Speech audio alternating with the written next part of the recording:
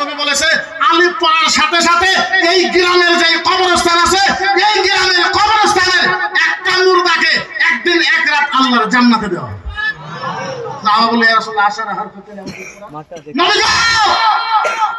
যদি কোরআনের 10টা হরফ পড়ে আল্লাহর নবী বলেছে ওই গ্রামের কবরস্থানে 10টা মুর্দাকে আল্লাহর জান্নাতে দেওয়া।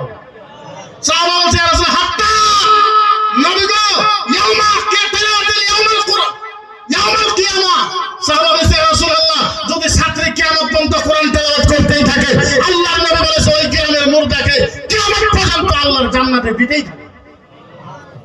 খারাপ পাইতে পারে, খারাপ পাইতে পারে যে কাশেম মুফতিরা ফরিদুল মুফতিরা নতুন নতুন হিসাবে এই এলাকায় বানাত খুলনা, আমারে কইলো না, ওরে কইলো না, তারে কইলো না, তারে কইলো না, অমুক হুজুরে কইলো না, মুফতিরে কইলো না, মুহাদ্দিসরে কইলো না, পীর সাহেবের কইলো না, তামারে কইলো না।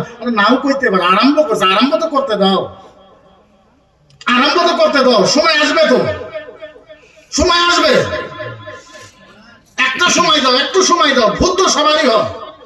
আল্লাহ আদম নবীকে কইছে ওয়ালা তাকরাবা হাযিহি শাজারা ফাতাকুনা মিনাজ জালিমিন। আদম তুমি জান্নাতে থাকো, জান্নাতে থাকো, জান্নাতে আপেল খাও, দই খাও, আঙ্গুর খাও, কিশমিশ খাও, বাদাম খাও, কাকির খাও, যা ইচ্ছা তাও খাও। ওয়ালা তাকরাবা হাযিহি শাজারা ফাতাকুনা মিনাজ জালিমিন। ওই গাছের গোড়া যায় না, ওই গাছের ফল খায় না। আদম নবী খায় গেল। মা হাওয়া 3 ডেসির ফল, 3 ডেসিরে দেখলো ফল ভালো, ভাবলো আদমের নিয়ে যাইবো তো আদমে বাড়াবাড়ি করবো। হযরত মা হাওয়া দুধে খায় গেল। লিজাকারে মিসলু হাসান উনসায় মা হাওয়া কি করে দুধে খায় গেল, আদম নবী একটা দিল।